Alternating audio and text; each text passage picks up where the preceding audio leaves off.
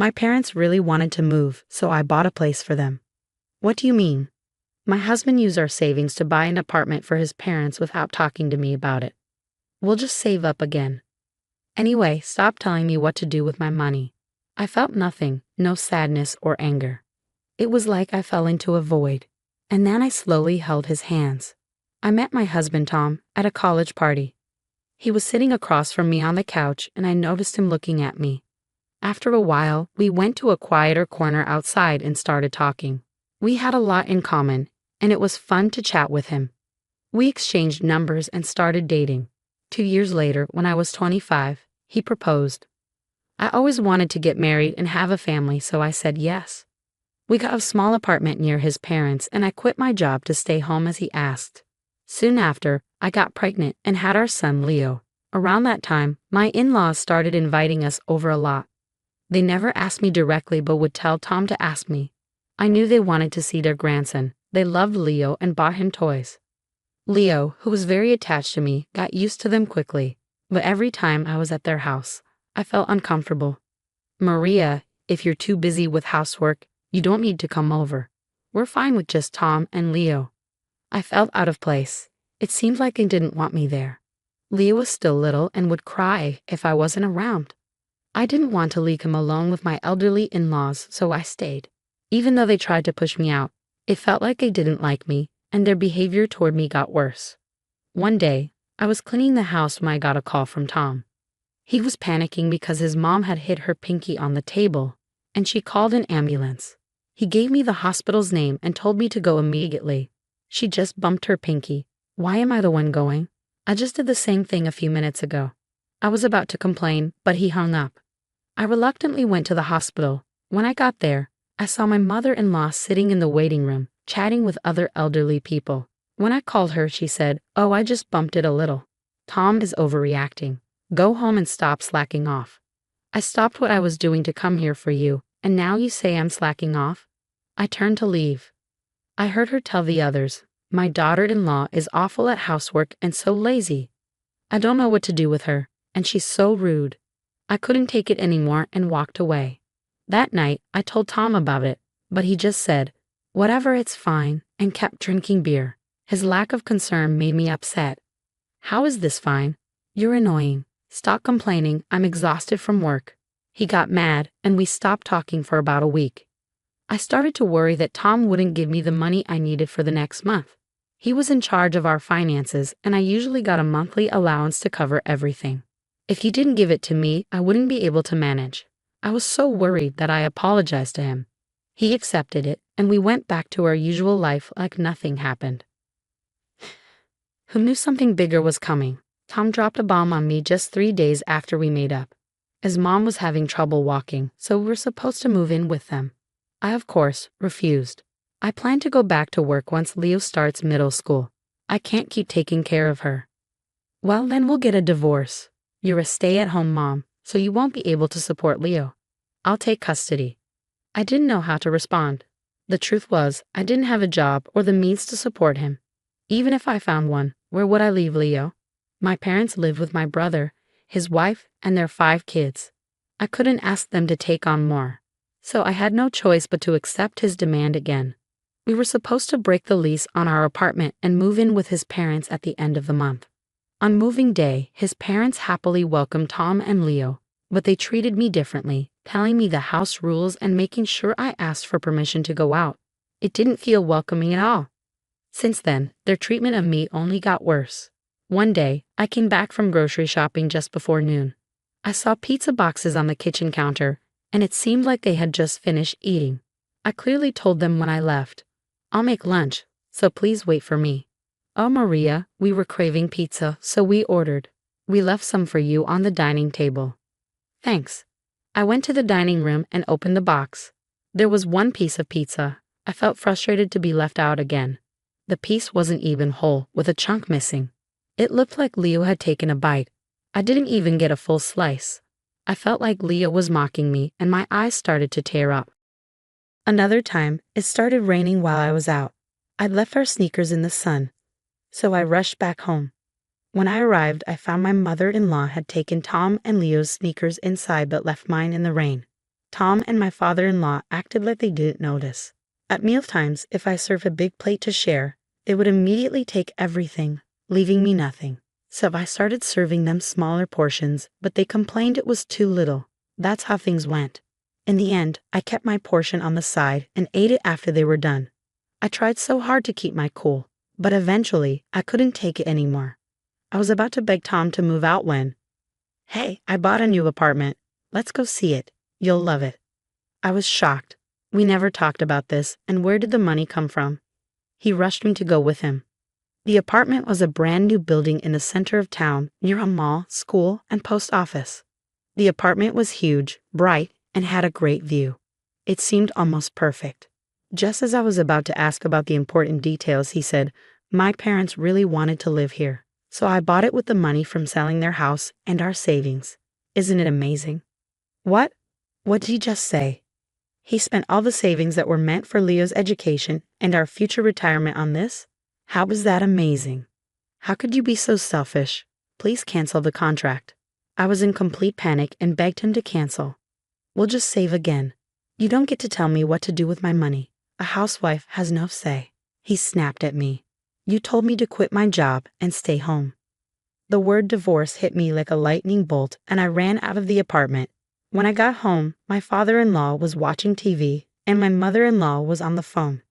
I quickly gathered what I needed, packed a bag, and left a note that said, "Let's divorce," with my wedding ring on a desk. I rushed out of the house, holding Leo, who was half asleep. "Let's get a room at a motel for now." We wandered the streets, not knowing what to do next. Then I heard a woman's voice calling my name. "Maria, is that you?" "Oh my God, is it?" I turned around and instantly recognized her. "It's me, Amy. Remember me? It's been so long." She was a friend from high school. We had kept in touch for a while after graduation, but eventually drifted apart. She had divorced her cheating husband and moved back to our hometown last year. I told her about what was going on in my life, including the possibility of divorce. She was smart and said, "I know the best divorce lawyer. I'll give you his contact." The lawyer turned out to be the same guy I had a crush on in high school. I remembered him well. I wanted to give him a birthday gift, but there were already too many decorations and presents around his locker. I tried another locker he used for the tennis club, but it was the same. I even took a bus to his house, but his mailbox was too small, and a barking dog blocked the way to his porch. I didn't have the courage to give it to him directly, so I gave up and went home. A bittersweet memory of my youth. Amy gave me the lawyer's contact details, and I thanked her over and over. When we arrived, I couldn't waste any time, so I went straight to see him. I hadn't booked an appointment in advance, but I needed to do something. A kind middle-aged woman at the front helped me and said I was lucky. There had been a cancellation. She even offered to watch Leo while I met with the lawyer. I waited a bit, and then Adam, Mr. Jackson, came in. He was handsome back then, but he had only gotten more attractive with age. His face was still striking, and his body was well-toned. The way he wore his suit was incredible. Compared to him, Tom looked like a mess. "Thanks for waiting. I'm Adam Jackson. Nice to meet you," he said as he handed me his business card. I did the same, but I noticed my voice was shaking. "I'm sorry for showing up without an appointment," I said, and then explained the reason for my visit. He started asking me questions, but I could barely focus. His looks were distracting, and his voice was like a beautiful tenor. As I listened to him, I couldn't help but imagine him getting better with age, like George Clooney. We were in the office for about an hour and a half. It was the happiest time I had in a long while. I thanked Adam and the woman profusely before leaving. Leo had been good throughout the meeting, and I promised myself I would stay strong for him. While I got temporary custody, Adam continued negotiations with Tom. Of course, Tom wasn't easy to deal with. His rage was clouding his judgment, so we ended up going to trial. "Don't worry, this happens a lot. I've got this," Adam tried to reassure me. He gave me a ride to court on the day of the trial. When we got there, I felt a lump in my throat. I was about to see Tom for the first time since I left. As soon as he saw me enter the room, he yelled at me. "You, what the hell do you think you're doing? Who took care of you all these years? You owe me." He looked like he was about to charge at me, but his lawyer and the security quickly restrained him and dragged him into the hallway. I was terrified. Even though we were divorced, he might try to hurt me. I could hear him screaming, and his lawyer said this could make things worse. The police might get involved. Then it went quiet. We went through the hearing without any more issues. Afterward, Leo and I were offered to stay with Amy's parents. They ran a local diner and hired me as a waitress out of kindness. They also had an unused trailer in their backyard and offered it to us to stay in. One night, I don't know how they found out, but Tom's parents showed up at the house. They tried to cross the yard toward our trailer, but Amy's parents stopped them. "Hey, come out, you coward. Give us Leo," I heard them shouting. Amy signaled me to hide and went outside to deal with them. "If you don't leave right now, we'll call the police," she said as she dialed. They realized she was serious and tried to run away, but Amy's parents held them in place. A police officer arrived within a minute. After hearing both sides, the officer escorted my in-laws back to their car and made sure they left. I frantically apologized to Amy and her parents, then began packing my things, but they stopped me and insisted it was safer to stay with them. "Your divorce drama is quite the spectacle. I'm pumped to help you fight this," Amy joked, though her enthusiasm made me uneasy. Come to think of it, she was a fan of Spanish soap operas. 2 months later, thanks to Adam, I secured great alimony, custody, and child support. I was finally free to move on with my life, able to live without the weight of my past hanging over me. I held Leo tightly in my arms, comforting him, ensuring he knew I would always be by his side. Before leaving Adam's office, I thanked him for everything he'd done, then told him I had known him from high school. He didn't remember me, but was kind enough to say I could always count on him if I needed anything. The incident with my in-laws spread throughout the neighborhood, and soon the neighbors saw Tom as an abusive husband.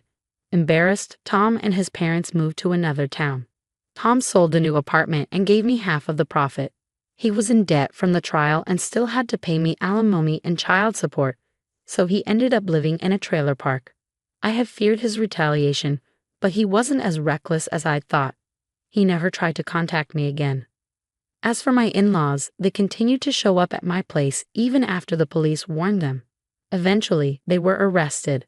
After spending time in jail, they both fell ill and were placed in a facility by Tom. As for me, I still worked at the diner. "Hey Maria, take a break. Let's grab something to eat." "Thanks, yeah, let's eat." I took off my name tag and sat down in a booth. Amy joined me with a cheeky grin on her face. "So how's it going with Adam?" "Going straight to the point, huh?" "Of course, I want all the details," she asked eagerly. Adam had asked me out not long after our last meeting, and we started seeing each other. This weekend, he was meeting Leo officially for the first time. I told Amy about it. "Wow, Leo's finally meeting him. Where are you guys going?" "Who suggested bringing Leo?" she asked excitedly, bombarding me with questions. "Good food, great friends, and a re-encounter with my old crush. Despite all the terrible experiences I had, I'm grateful I found the courage to leave that old life behind. Now I feel like I'm standing at the end of the tunnel, and I know that from now on, I'll be surrounded by good people supporting each other. More than anything, I'm thankful and blessed to be able to stay with Leo. I will live my life on my own terms, and I know I've got a solid support system behind me."